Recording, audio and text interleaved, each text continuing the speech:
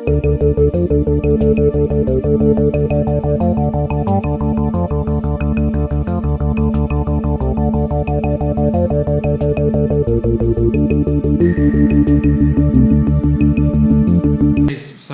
რეალურ ამბებზე და თქვენთან ერთად გავაანალიზებთ ობიექტურ რეალობას საინფორმაციო პროპაგანდიდან.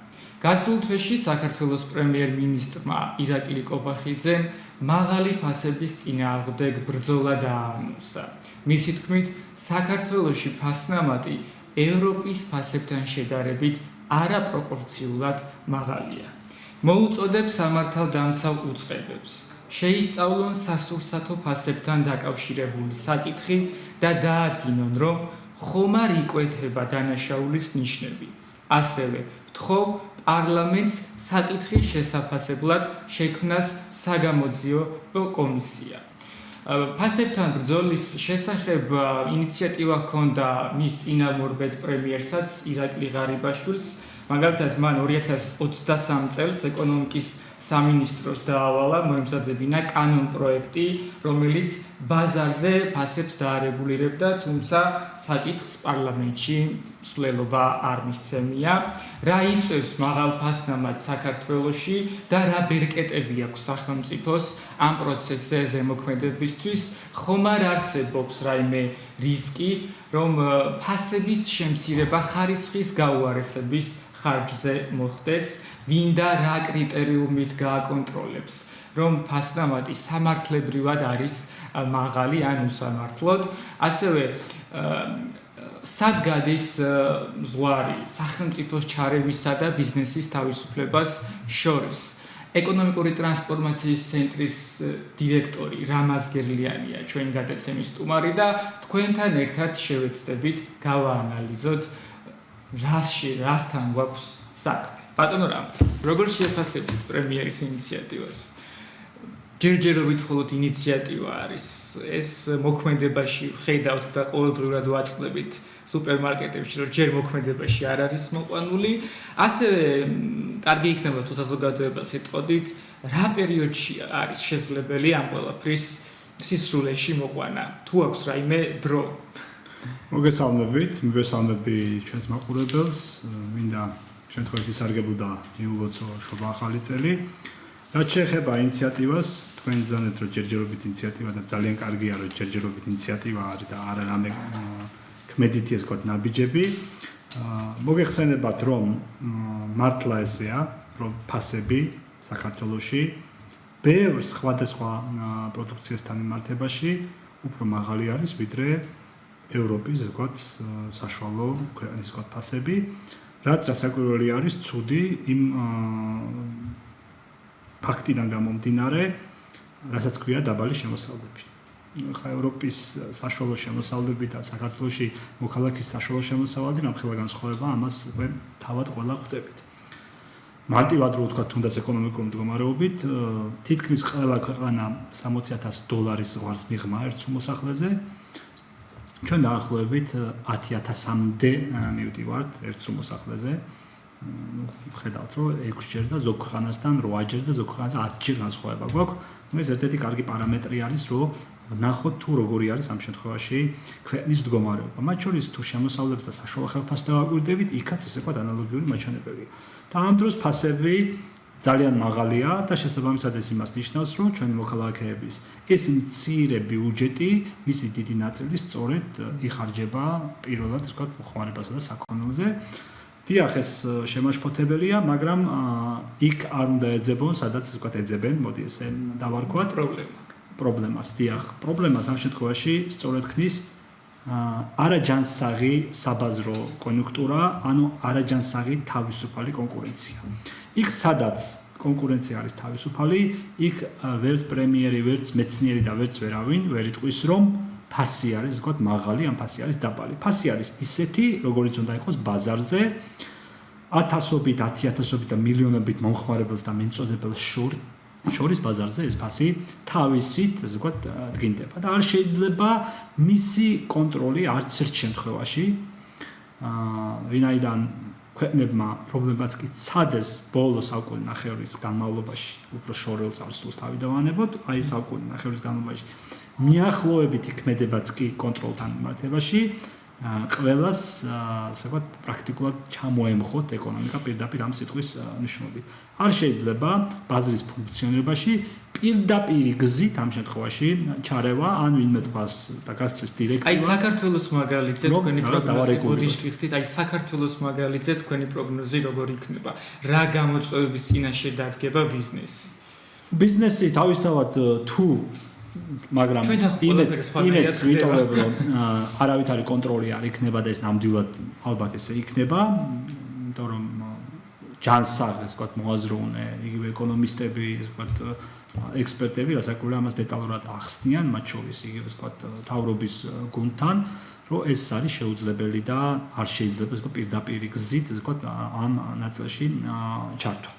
ხოლო რაც შეეხება თვითონ რა გამოწვევებია, გამოწვევა არის ამ შემთხვევაში სწორედ იქიდან რომ ეკონომიკური მდგომარეობა არ არის ქვეყანაში ჯანსაღი, შესაბამისად ბიზნესი რასაკვირველია ამ შემთხვევაში უფრო მაღალ ნიშნულზე იჭერს ფასს იმისთვის რომ მან შეიქმნას ეგრეთ წოდებული სადაზღვეო საფასო ბალიში, ვინაიდან მერყეობს კონვერტირებადი ვალუტის ასე ვთქვათ ვალუტასთან მიმართებაში ეროვნული ვალუტის კურსი, ინფლაციაც არაპროგნოზირებადია და მუდმივად უფრო მაღალი არის ვიდრე ასე ვთქვათ პროგნოზირებადი ნიშნული, ამ 3%-იანი ნიშნული.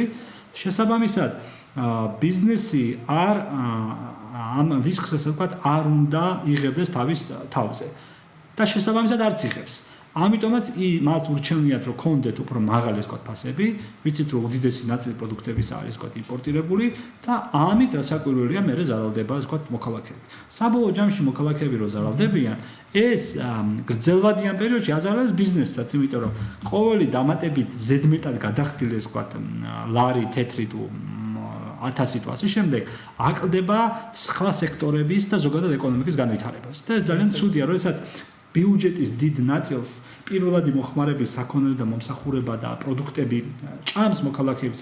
ამ მოქალაქეებს არჩებათ ელემენტარულად ადგილობრივ დონეზე იმის შესაძლებლობა, რომ რეინვესტირებისთვის, გაფართოებისთვის თანხები გამოიყენო და ეს რასაკვირველია სტაგნაციას იწვევს თლიან ეს ვთქვათ ეკონომიკური მიმართვა. ამიტომ არ არის კარგი ფასები არის ზოგადად ეს ვთქვათ მაღალი. შესაბამისად ეს ფასების მაღალ დონეზე დაჭერა დამსახურება არა ბიზნესის, არამედ დამსახურება არის არასწორი ეკონომიკური პოლიტიკის. თუ ფასები მაღალი აღმოჩნდა, აქ უნდა დაისვას კითხვა, ვინ არის ამაზე პასუხისმგებელი? პასუხისმგებელი ყოველთვის იქნება თავრობა. ვინაიდან თავრობა არის ვთქვათ მთავარი სუბიექტი, რომელმაც უნდა შეინარჩუნოს თავისუფალი ჯანსაღი კონკურენცია. თავისუფალი ჯანსაღი კონკურენცია არ მიიღწევა ვიღაცის ასე ვთქვათ დასჭით, თავში ჩარტყმით ან რაღაც ასე ვთქვათ დარეგულირებით. თავისუფალი კონკურენცია მიიღწევა ეკონომიკური თავისუფლების ხელშეწყობით. ანუ ეს არ არის ესეთი ვითარება, თუ ფასები არ არის თავისუფალი, ესე იგი რაღაც გარიგებებს აღადგინა, ესე იგი ბაზარი არის მონოპოლისტური. მონოპოლისტური თუ არის ბაზარი, ესე იგი ვიღაცას ხელი შეუწყო. სხვაგვარად მონოპოლისტური ვერ იქნებოდა. ანუ სად მივდივართ და სწორედ ამ სათავესთან მიზეზს უნდა ვებრძოლოთ და არა შედეგებს. ფასები ამ შემთხვევაში, მაღალი ფასები არის შედეგი იმ შეცდომებისა, რომელიც კასკადისებრად წლების მანძილზე ვთქვათ ტარდებოდა. ლარიზაციის შეცდომა, რომელიც გაჟღერდა და ხელოვნურად ძალით ეს ვთქვათ ცადეთ, რომ რაღაც ღრები დაგვეწესებინა და შესაბამისად ლარმა დაიწყო მერყეობა და კურსი საერთოდ გაუარესდა და ამის მერე არ უნდა გავიკვირდეს, რომ ფასებმა რასაკვირველია აიწია. რასაკვირველია ამ შემთხვევაში პროდუქტი ადგილობრივი წარმოების არის თუ უცხოეთიდან შემოტანილი, ამ პროდუქტს თავისთავად ზედნადები ფასის სახით ასევე ემატება ფულის ღირებულება, მისი სარგებლობის ღირებულება. მისი სარგებლობის ღირებულება ერთი არის პროცენტი, რა ვიჯდება ფულის სიძვირე და მეორე ინფლაცია, ანუ მოქალაქეები რას ვიხდით ეროვნული ვალუტის გამოყენებისთვის. ანუ წლიურად ჩვენ თუ 5% გვაქვს პირობითად ეს ვთქვათ ინფლაცია, ესე იგი თითოეულ მოქალაქემ 5% გადავიხადეთ, ანუ დაგვბეგრეს ლარის გამოყენებისთვის. ამასწილად მივყავართ თქვენს მოსაზრებას ეროვნული ბანკის ყოფილი პრეზიდენტის მოსაზრებასთან. დღეგეს ბრალი კი არ არისო ბატონი რომანი ამბობს ფასების და არამედ ხელისუფლების დღეგეზე აქცენტის გადატანა ამცირებსო ხელისუფლების ბრალეულობასო მათი თქმითო. ამ შემთხვევაში უტრირება რომ გავაკეთოთ, საუბრობს რომ ეგრეთ წოდებული ფისკალური პოლიტიკის დატვირთვა, ანუ საგადასახადო პოლიტიკის დატვირთვის გამო კი არ არისო, ანუ იმის გამო არისო, რომ რეალურად ეკონომიკაში ესეც სხვა ქმედებები არის საჭირო.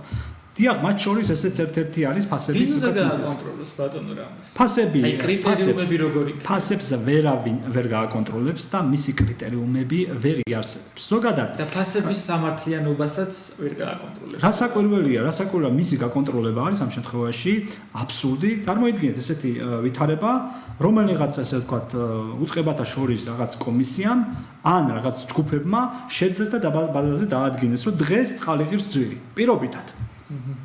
მაგრამ სანამ ეს ინფორმაცია დამუშავდება, სანამ ეს მივა ხელისუფლებამ, სანამ ის გადაწყვეტილებას მიიღებს, ბაზარზე შეიძლება კონიუნქტურა ასე ვთქვათ იყოს შეცვლილი. და მეორეს ეს ფასის სიძვირე თუ ძვირია, გამოწვეული არის იმით, რომ ვიღაცა არის მონოპოლისტი. ვიღაცას მწვანე შუქი ქონდა ანთებული და ვიღაცას წითელი. და შესაბამისად კონკურენციაში, რომელიც ითვალისწინებს თანაბარ სასტარტო პირობებს, ვიღაცა დაიწყება.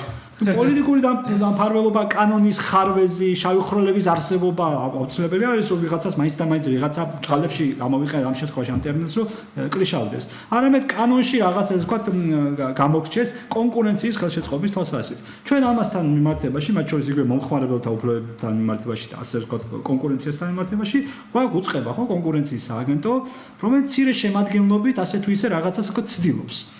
ძალიან მარტივი არის ასეთი უწყების ხელშეწყობა, ასე ვთქვათ, მარტივად ასე ვთქვათ, საჭირო გაფართოება, რომ კონკურენცია იყოს დაცული და კონკურენციის ნიადაგი იყოს მზად. კონკურენციის თავარი ამოსავალი წერტილი რა არის? კონკურენციის სააგენტო არა ეფექტურად მუშაობს.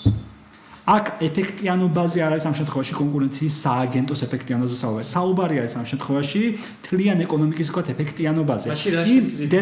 იმ დელეგირებულ ასე ვთქვათ ნაწილში, რაც ასე ვთქვათ მას ავალია და რამხელა რესურსით გააჩნია, ის რასაკვირველია ამ მიმართულებით მუშაობს, მაგრამ თუ დავაკვირდებით მის ასე ვთქვათ მოცულობას მის ბიუჯეტს თუნდაც ეს არის ზღვაში წვეთი იმასთან მიმართებაში თუნდაც ჩავიხედოთ უცხოური ვთქვათ ანალოგებში სადაც კონკურენციის ხელშეწყობისთვის რამდენი ვთქვათ ფინანსები იხარჯება აქ არ არის მარტო კონკურენციის სააგენტოზე საუბარი კონკურენციის სააგენტო თავისთავად კონკურენციას ვერ აფორმირებს მან უნდა ესე ვთქვათ შესთავაზოს უბრალოდ წინადადები სად არის ესე ვთქვათ კონკურენციის შეზღუდვის შესაძლებლობები სად იზღუდება კონკურენცია რომ მე ეს უკვე საკანონმდებლო ორგანომ და მთავრობამ ტანდემში ერთად ესე ვთქვათ გააფართოვოს ეკონომიკური თავისუფლების არის. რას გვეუბნება ეკონომიკური თავისუფლება, რომ სასტარტო პირობები უნდა იყოს თანაბარი. თუ სასტარტო პირობები დარღვეულია, ანუ ეგრეთ წოდებულ ფინიშის ხაზთან მივა ადამიანი იქნება ბიზნესით, ასე კონკურენცია ხო ეს არის. ის იმის დამიხედვით თუ აქ სტარტზე როგორ დააყენებ. თუ სტარტზე ერთ ხაზზე, ერთ თანაბარ შესაძლებლობაზე არ დგას, მაშინ თავისთავად ახლა მსოფლიო ჩემპიონის რო იყოს და თქვენ 100 მეტრიან დისტანცია 30 მეტრი წინ თუ დაგაყენა ვინმე, მე ეჭება რომ მოგიგოს, ხო? მიუხედავად იმისა, რომ შეიძლება ოლიმპიური ჩემპიონიც იყოს. აი სწორედ ეს არის ბიზნესი. ბიზნესი არის შეჯიბრი. სწორედ ეს არის კონკურენცია ამ შემთხვევაში. თუ კონკურენციის შემთხვევაში ვიღაცას აქვს ესე ვთქვათ ხელშეწყობა და ვიღაცა შეება თამაშ გარეთ, სწორედ ეს ნიშნავს რომ მისთვის სასტარტო ხაზი არის ამ შემთხვევაში დარღვეული ან სასტარტო პირობები არის დარღვეული. სასტარტო პირობები თუ ირღვევა, იქ თავისუფალ კონკურენციაზე ზედმეტია საუბარი, თუ თავისუფალი კონკურენცია არ გაქვს, ის იწევს მე უკვე სწორედ ამ ფასების მაღალ დონეზე ვთქვათ შენარჩუნებას და ეს შესაძლოა საერთოდ არ იყოს კონკრეტული მწარმოებლის, კონკრეტული ესე ვთქვათ გამყიდველის ან კონკრეტული შემომტანის, კონკრეტული ესე ვთქვათ ერთეულის ბრალი. ეს იყოს სხვა ესე ვთქვათ ეკონომიკაში, სხვა სექტორებში არსებული ესე ვთქვათ ჩავარდნების ბრალი. ამ შემთხვევაში პირველი ჩავარდნა ეროვნულ ვალუტასთან მიმართებაში, მაღალი ინფლაცია და რისკი ესე ვთქვათ, მისი ესე ვთქვათ სავალუტო კურსის ცვლილებისა, მეორე მაღალი საგადასახადო წნეხი აქ შეიძლება სპენელმა ან ესე ვთქვათ პროფესიონალებმა კამათი დაგვიწყონ რომ საქართველოში არ არის ესე ვთქვათ მაღალი ესე ვთქვათ წნეხი შესაბამისად საგადასახადო დიახ სხვა ქვეყნებს თუ შევხედავთ, მათ შორის ევროპის ქვეყნებში ჩვენთან საგადასახადო ტვირთი არ არის მაღალი. თუმცა ეს ყველაფერი არის ფარდობითი. ანუ ფარდობითობით უნდა შევხედოთ და თუ ჩვენ ვამბობთ რომ საგადასახადო ტვირთი არ არის მაღალი, საგადასახადო ტვირთი და შესაბამისად ფულის ღირებულება ერთიანად ერთად უნდა ავწყონოთ, თუ რამდენად აწევს ამ შემთხვევაში ბიზნესს. წარმოიდგინეთ ესეთი ვითარება, სადაც პირობითად საფრანგეთში საერთო კუმულაციური საგადასახადო ტვირთი 80%-მდეც კი აღწევს გააჩნია რომელ ბიზნესში ხარ. რაც არის კოლოსალურად მაღალი, ერთ-ერთი გამორჩეული ქვეყანა მაღალი საგადასახადო დატვირთვით. მაგრამ აქ უნდა დაისვას კითხვა, რა აქვს ფულს ღირებულება საფრანგეთში? მაქსიმუმ ბიზნესის მიმართულებით საფრანგეთი ერთ-ერთი მაგალითად მოიყვანა პრემიერმა დიახ და სწორედ მაგდომაბო ჩაიხედონ იქ რა ღირს ფული? ფულის ღირებულება რა არის? 3%. განსხვავება არის 3%-სა და ასე ვთქვათ 14% შორის. ეხლა შევხედოთ, თუ მე 14%-ში 16-ში ზოგი 20%-ში იღებს ფულს, ამ ფულით უნდა აკეთონ ბიზნესი. მნიშვნელობა არის წარმოება, ვაჭრობა, შემოტანა, იმპორტი არის ხარ თუ ექსპორტი არის ხარ. შესაბამისად, მე ამ ბიზნესში გამიმართლებს თუ არ გამიმართლებს, მე ამ ფულს უნდა მოვემსახურო. ძვირად აღებული ფული წარმოშობს ძვირად ღირებულ პროდუქციას და ეს უნდა ესმოდეთ. აი აქ არის ძაღლის თავი, ასე ვთქვათ, დამარხული. გადასახადი თავის შინარსიც სამართლიანი არის იდეაში. მიიღებ მოგებას, კი ბატონო, გადაიხდი მოგებას. შემოსავალი გექნება, გადაიხდი სონა. შექმნი დამატებით ღირებულებას, გადაიხდი, ვთქვათ, დეხეკეს. მაგრამ თუ არ ქნი, არავინ არ გახტევიებს. ხო ესეა? ამ შემთხვევაში თუ ნასესხი ფულით აკეთებ ბიზნესს, შექმნი გაგიმართლებს თუ არ გაგიმართლებს, პროცენტი მაინც უნდა იხადო, ძირიც უნდა დააბრუნო. აი ამიტომაც 1-10-თან არის ფარდობა საგადასახადო ტვირთისა და ფულის ღირებულების ტვირთისა.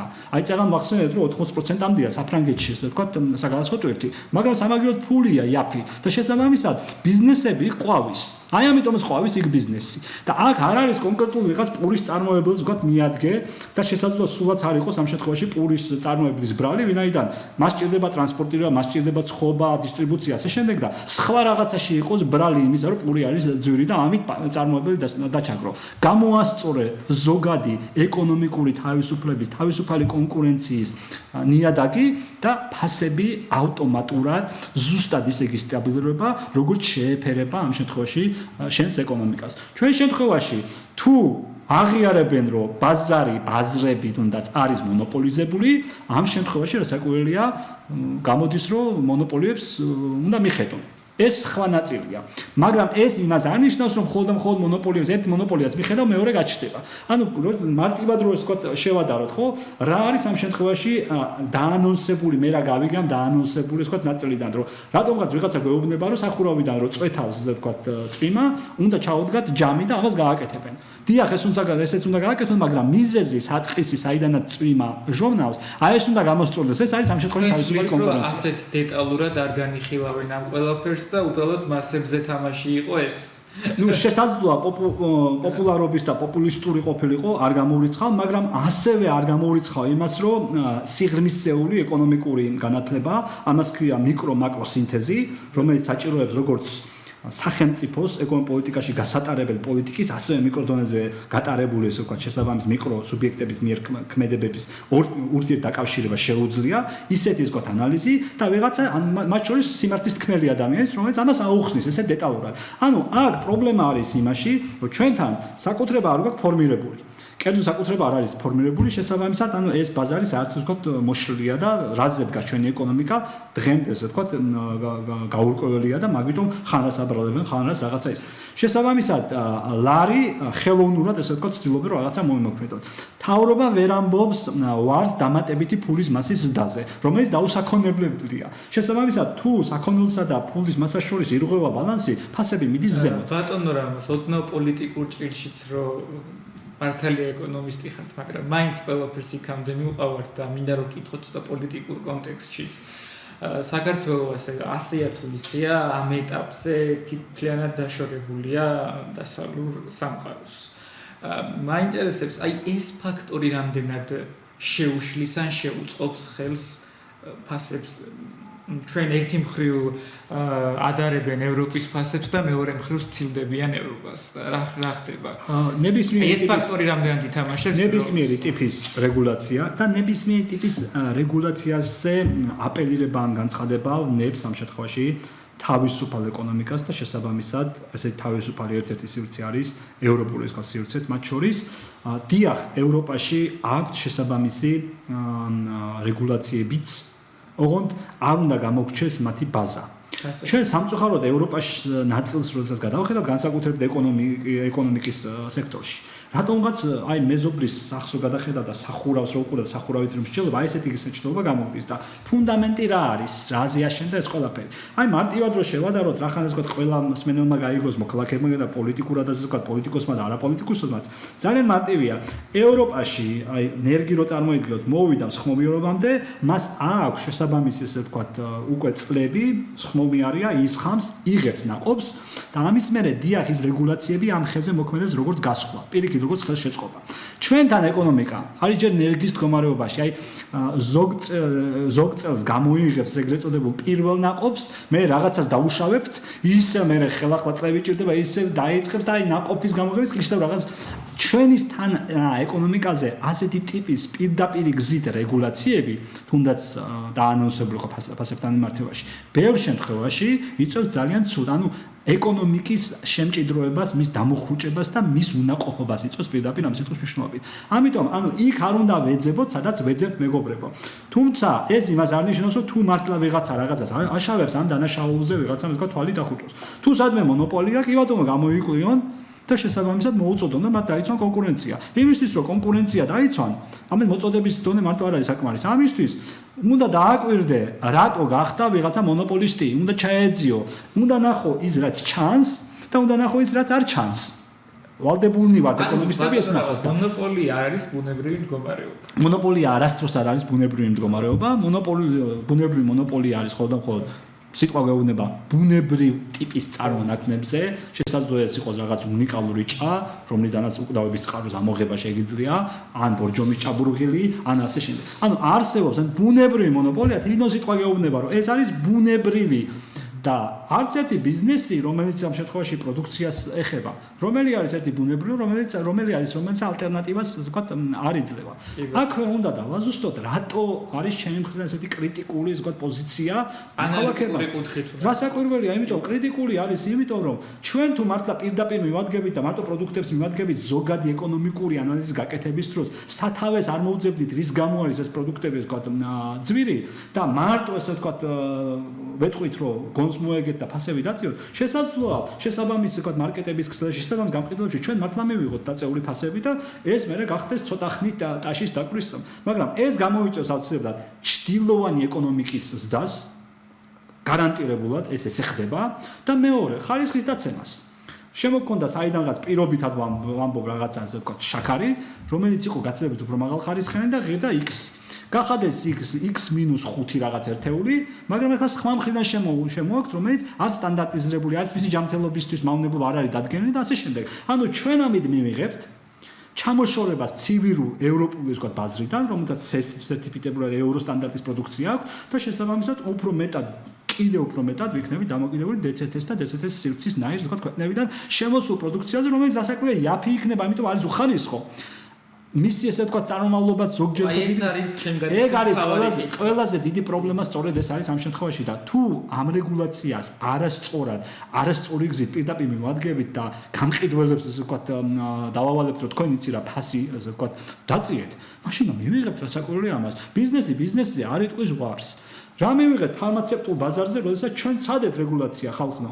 ხო ნახეთ რაც მივიღეთ ის რომ ერთი მოკლე პერიოდის განმავლობაში ჩემ ოჯახის წევრს, რომელსაც მედიკამენტები დანიშნული ჰქონდა, ხარისხიანი მედიკამენტი და მოუსწრო ამ რეგულაციამ.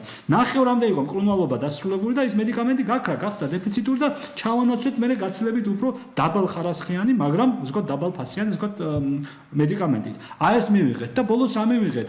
ეს რეგულაციაც უბრალოდ დარჩა ხახალზე საწყის ეტაპზე გაითვალისწინა ბიზნესმა და ეხლა საერთოდ მათ შორის რეცეპტით წამლების გაცემაც გახსოვთ ხო როგორ მკაცრად იყო თავიდან. ეხლა მათ შენადებას ad მუშაობს ეს რეგულაცია მუშაობს? ხახალზეა დარჩენილი სხვა უკვე აღარ მუშაობს. ანუ ჩვენ ხო არ გვინდა ეს კანონი იქნება თუ ნორმა იქნება უბრალოდ ხახალზე და მან უნდა იმუშაოს რეალურად და რეალურად მუშაობა ნიშნავს უნდა იმუშაოს ყველგან კანონზომიერება, იქ სადაც ჩანს და სადაც არ ჩანს იქაც. არ ჩანს ამ შემთხვევაში ჩრდილოვანი ეკონომიკა. არ ჩანს არაკონტროლირებადი ეკონომიკა, რომელიც წელი ძალიან მაღალი გვაქვს ჩვენ 40%-ს არის გადაცილებული არაკონტროლირებადი ეკონომიკის ესე ვთქვათ ნაწილი. აქედან ჩრდილოვანი კიდე საკმაოდ ვთქვათ დიდი წილი უკავია და შესაბამისად ასეთ პირობებში ასეთი ტიპის განცხადებაც კი დამაზარალებელი არის უკვე და ის რასაკვირველია გაგიზრდის ჩრდილოვანი ეკონომიკას. ჩრდილოვანი ეკონომიკის და ავტომატურად ნიშნავს კორუფციის ზრდასაც. და ეს კორუფცია რო ქვეყანაში მაღალია, ამას მოწმობს ის ფაქტები, რაც ხდება ამ ბოლო პერიოდში, თუნდაც ჩვენს ქვეყანაში. არასასიამოვნო, ნამდვილად არ სიამოვნებს ვინმე ესე ვთქვათ დასჭა, დაჭერა და ასე შემდეგ, მაგრამ ეს არის პირდაპირ ანარეკლი ამ ჩრდილოვანი სასტარტო პირობების დარღვევისა, ვიღაცის ფარველობის და ასე შემდეგ. ეს არის კასკადი ამ შემთხვევაში და თუ გვინდა ანუ თქვენ თვლით რომ ბიზნესი ყველაფერში მართალია? არა, ბიზნესი ყველაფერში მართალია თუ არ არის მართალი, ეს მეორე საკითხია. ბიზნესი თუ ყველას ერთიანად ავიღებთ ბიზნესს, რასაკვირველია ბიზნესია ყველაზე ვთქვათ ავანჩავანი პირველ რიგში, მაგრამ ისევე როგორც ასე ვთქვათ ადამიანები მართლები ვართ, ესე ხო ვერ დავსვამთ. ანუ არის კატეგორია ადამიანები, რომლებიც არის მართლები. გამორიცხავთ რომ შეიძლება სამართლებრივად. რასაკვირველი არ გამორიცხავ, ბიზნესია პირველ რიგში, ვინც შედის კორუფციულ გარიგებაში, შესაძლოა სისტემა თუ იძლევა შესაძლებლობას, ანუ სისტემა უნდა იყოს სწორი. სისტემა თუ შესაძლოა მართლა პატიოსანი იყოს ის საჯარო მოხელე, მაგრამ შეიქმნა ისეთი კონიუნქტურა, შეიქმნა ისეთი სიტუაცია, ვერ გაუძლოს ან ცდუნებას, ან მართლა ასე ვთქვათ რიგ შემთხვევაში ჩათრევა ჯობია, ჩაყოლა ჯობია ისეთ სიტუაციაში მოყვეს. ანუ ეს პირველ რიგში ბიზნესიდან მოდის, მაგრამ ბიზნესი აკეთებს იმიტომ, რომ იქ რაღაცას ასე ვთქვათ სხვაგვარად ვერ გაართვა თავი. ბიზნესს რო შეეძლოს ხარჯის გარეშე რაღაცას ვთქვათ მიიღოს, მაშინ ხარჯზე არ წავიდოდა. ეს ყველაფერი ამ შემთხვევაში ჭდილოვანი ეკონომიკაც რისკიც არის, ხარჯიც არის, კორუფციაც ის ვიღაცას რო აძლევს, ის თავის იკლებს, ხო ის, მაგრამ აძლევს იმიტომ, რომ სხვაგვარად გზა ვერ ნახა. აი როგორც ხდება და პირობითად მათ შორის ხეთყის რესურსთან მიმართებაში, ხო? 9 თავიანი ესე ვთქვათ, გველეშაპი უნდა მოკლა და 7 გამოქვაბული უნდა გამოიცვალო, რომ საბოლოო ჯამში მიიღოს ესე ვთქვათ ჭრის უფლება. და შესაბამისად მოქალაქეები ადგილობრივ მაცხოვრებლებს ამჯობინებენ, რომ ამდენ ვთქვათ ბიუროკრატიას ვიღაცას გადაუხადონ ქთამი და შესაბამისად ამ შემთხვევაში ტყე მოჭრან უკანონოდ და ანუ სხვა სამწუხაროდ ამ ბოლო პერიოდში დიდ ესე ვთქვათ ორომტრიალს მართლები არ ხედავ თუ სამართლიანობის აღდგენა გვინდა, იქაც კორუფციის ფაქტები თუ კორუფციას ებრძვიან და ხედავთ რომ ესე ვთქვათ ბევრ მათ შორის მაღალი რანგის თანამდებობის პირთან მივიდნენ. ამ ნაწილსაც უნდა მიხედონ რასაკვირველია და რასაკვირველია მიხედონ რომ ამბობ ეს იმას ნიშნავს რომ ბიზნესი ყველგან არ არის. ბიზნესი ბევრგან სწოდავს, მაგრამ რო სწოდავს ეს ვისიბრალი, ანუ ჩვენ ვიცით ხო, მათ შორის ქრისტიანი მორალიცესია. ვინც აცდუნებს ის კიდევ უარესი არის, ესე ვთქვათ იმ ცოდვის ჩამდენზე და ამ შემთხვევაში მაცდუნებელი არის საკანონმდებლო ბიუროკრატიული ჩარჩო და ბიუროკრატიული აპარატი. ეგ არის პრობლემა. აი როგორ გგონიათ ის რა ქვია ბატონო რამას ან ზღვარი სად გადის აი ბიზნესის თავისუფლებასა და ჩარევას შორის აი როგორ უნდა მოიქცეს სახელმწიფო ისე რომ ყველანი კმაყოფილები ვიყოთ პირველ რიგში ჩარევაზე თუ ვსაუბრობ საერთოდ ჩარევა არ უნდა ხდებოდეს და ეს ჩარევა ამას ზღვარს ვერ ვთქვათ დაუწესებთ ისე უნდა იქცეოდნენ ორივე მხარე სადაც ანუ კონკურენციის შელახვას არ კონდეს ადგილი. არ უნდა იყოს ზოგად ბაზარი მონოპოლიზებული ეკონომიკური ნაწილით. ოღონდ აქ ეკონომიკური ნაწილში არ გვაქვს პრობლემა. მერწმუნეთ რომ ეკონომიკური ნაწილში არ გვაქვს პრობლემა, თუნდაც მარკეტებს გადავხედოთ, თუნდაც შემომტანებს გადავხედოთ, ბევრია.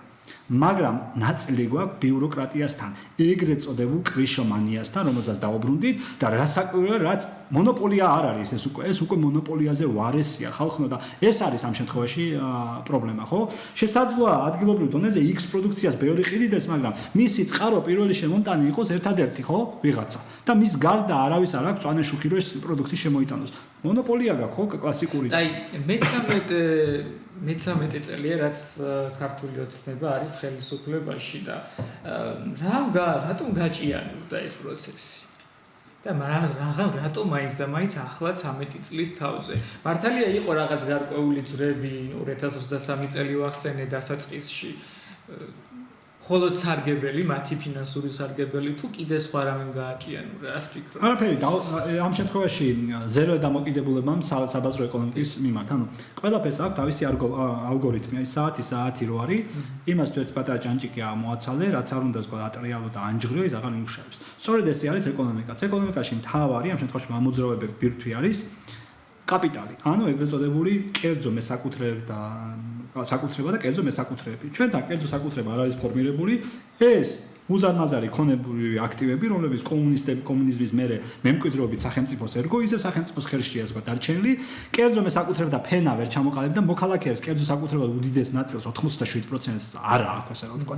და 2%-ს იმასაც მცირე აქვს და ნუ ზოგი კიდე ცოტა ასე ვთქვა რაღაცა დაიმკვიდრა თავისი. შესაბამისად ეს სახელმწიფოს ხელთარსებული უძრავი ეს ვთქვათ აქტივები, რომლებიც მართლა უძრავია პირდაპირ ამ სიტყვაშია, ეკონომიკისთვის უძრავია, ხალხისთვისაც კეთილდღეობა არ მიაქვს, სანამ არ ფორმირდება, არ განაწილდება საქართველოს ვთქვათ მოქალაქეებზე, შენ ვერ გექნება ბაზისი სწორად ესე რომ დაიწყოს ეკონომიკა მსრვა. როდესაც ეს სწორი ბაზისი არ გაქვს, მერე უკვე თავისთავად თავს იჩენს ესეთი ჭირი, როგორიც არის ინფლაცია, როგორიც არის ვთქვათ, ფასების მერყეობა, როგორიც არის კორუფცია, როგორიც ესა მსხვილი ბიზნესები გავიგეთ და გასაგებ. იმ მცირე და საშუალო ბიზნესზე როგორ იქნება, განსხვავება იქნება რამე თუ მომავალში თუ მართლა სისრულეში მოვიდა ეს ინიციატივა თუ აი არა ეს ინიციატივა ვერავითარ შემთხვევაში ვერ მოვა ვთქვათ აი დაუშვათ და ასე იგებენ თავიანთ თავზე მე არ მესმის მცირე ბიზნესთან საერთოდ რა საქმეა ამ შემთხვევაში წარმოიდგინეთ ანუ რატომ უნდა ასე ვთქვათ დავარეგულო რაღაცა